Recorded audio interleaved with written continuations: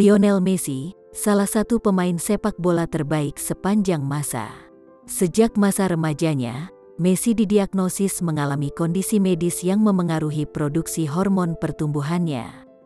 Ketika Messi masih kecil, ia tampak lebih pendek dan lebih kecil dibandingkan dengan teman-teman sebayanya. Ia sering merasa berbeda dan mungkin meragukan potensinya dalam dunia sepak bola. Namun, keluarga Messi tidak menyerah dan memutuskan untuk mencari solusi. Messi dan keluarganya berkonsultasi dengan dokter, yang menemukan bahwa Messi memiliki defisiensi hormon pertumbuhan. Dokter merekomendasikan terapi dengan suntikan hormon pertumbuhan untuk membantu meningkatkan pertumbuhan Messi. Lionel Messi bergabung dengan Barcelona FC pada usia yang sangat muda. Ia diketahui memiliki bakat luar biasa sejak usia dini dan menarik perhatian para pengamat sepak bola. Berikut adalah sejarah Lionel Messi di Barcelona FC. Pada tahun 2000, Messi, yang saat itu berusia 13 tahun, pindah dari Argentina ke Barcelona bersama keluarganya. Ia bergabung dengan Akademi Sepak Bola Barcelona, La Masia, yang terkenal karena mengembangkan pemain muda berkualitas tinggi. Messi menunjukkan bakatnya yang luar biasa sejak awal. Ia menjadi sorotan dalam pertandingan-pertandingan remaja dan mengesankan para pelatih dan staf klub dengan keterampilannya yang menakjubkan. Messi menunjukkan kecepatan, kelincahan, keterampilan dribble, dan insting mencetak gol yang langka. Pada usia 16 tahun, Messi dipromosikan ke tim utama Barcelona, menjadikannya pemain termuda dalam sejarah klub yang bermain dalam pertandingan resmi.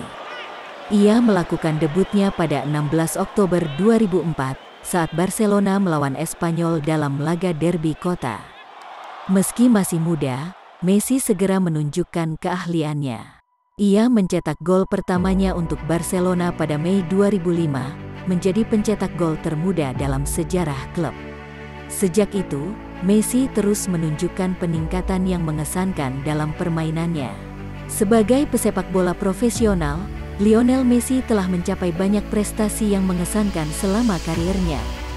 Berikut adalah beberapa prestasi utama yang berhasil diraih Messi. Juara Piala Dunia bersama negaranya Argentina tahun 2022, 10 Ballon d'Or, 4 Liga Champions UEFA, 7 gelar La Liga, 6 Piala Raja Spanyol, 3 Piala Dunia Klub FIFA. Messi telah mencetak lebih dari 700 gol dalam karirnya. Lionel Messi seorang pesepak bola yang mengalami gangguan perkembangan dan pertumbuhan yang dikenal dengan stunting. Stunting adalah kondisi yang terjadi pada pertumbuhan anak yang terhambat dan tidak mencapai potensi pertumbuhan fisik, kognitif, dan emosionalnya yang optimal. Stunting terjadi akibat malnutrisi kronis dan kekurangan gizi pada periode 1000 hari pertama kehidupan, yaitu dari konsepsi hingga usia 2 tahun. Penyebab utama stunting adalah kurangnya asupan gizi yang adekuat, termasuk kekurangan energi, protein, vitamin, dan mineral penting dalam makanan. Stunting merupakan masalah serius di banyak negara, terutama di negara-negara dengan tingkat kemiskinan yang tinggi dan akses terbatas terhadap gizi yang baik. Upaya pencegahan dan penanggulangan stunting meliputi perbaikan gizi pada masa kehamilan dan pada 1000 hari pertama kehidupan anak, pemberian ASI eksklusif selama 6 bulan pertama, diversifikasi pangan, pemberian suplemen gizi yang diperlukan, serta peningkatan akses terhadap layanan kesehatan, sanitasi, dan air bersih.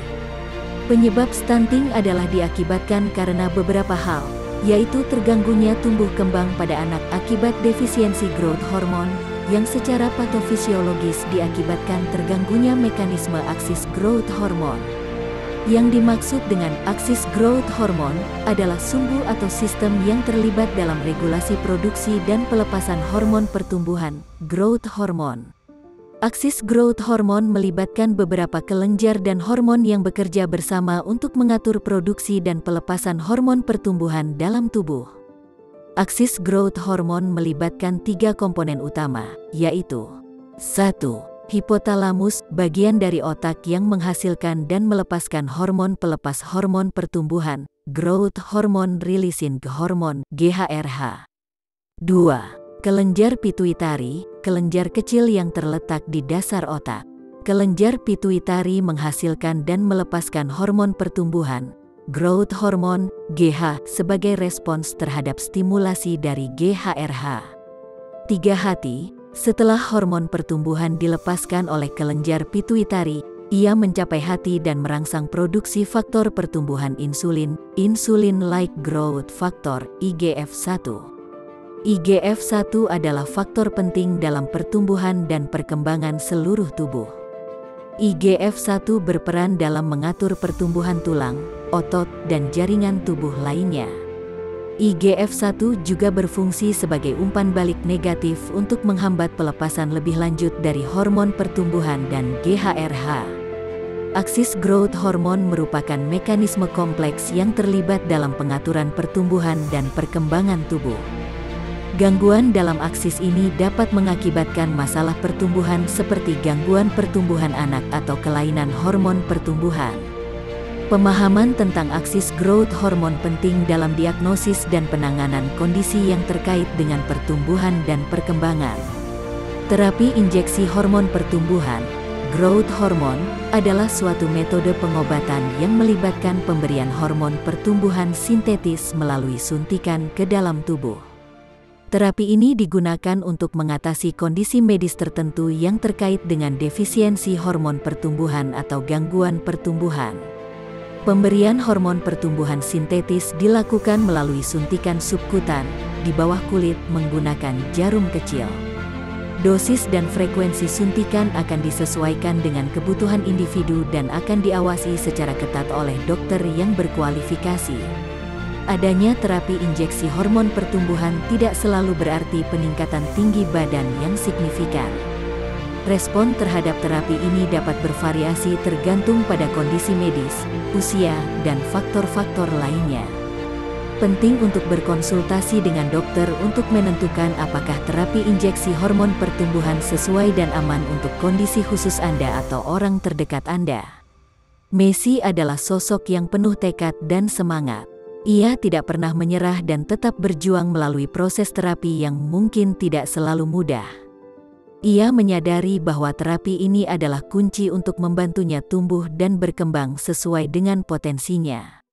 Selama berbulan-bulan dan bertahun-tahun, Messi menjalani terapi dengan hormon pertumbuhan dengan konsisten. Ia melihat perubahan positif dalam dirinya sendiri, baik dari segi tinggi badan maupun performa sepak bola.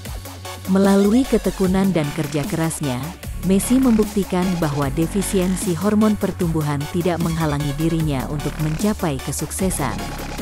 Ia menjadi salah satu pemain sepak bola terbaik di dunia, memenangkan banyak gelar dan penghargaan individu. Bila saja Lionel Messi telah terdiagnosa dan diterapi, bisa saja Messi gagal menjadi pesepak bola seperti saat ini. Inilah pentingnya pemeriksaan kesehatan pada masa dini. Sehat tidak saja tertuju pada raga, tetapi jiwa dan kebahagiaan menjadikan seseorang lebih optimal dalam menunjang aktivitas hidupnya. Semoga fakta tentang Lionel Messi dapat menjadikan perhatian kita terhadap tumbuh kembang anak kita, generasi bangsa Indonesia. Karena di tangan pemuda kemajuan suatu bangsa akan dilanjutkan. Bila generasi bangsa selanjutnya tidak terlepas dari problem stunting, maka akan banyak manusia Indonesia yang akan hidup di bawah kapasitas optimal seharusnya. Semoga Indonesia dapat terbebas dari masalah kesehatan gangguan tumbuh kembang ini, dan semoga Anda terhibur dan menikmati channel ini. Jangan lupa like, subscribe, dan komen. Terima kasih dan nantikan video selanjutnya di channel ini.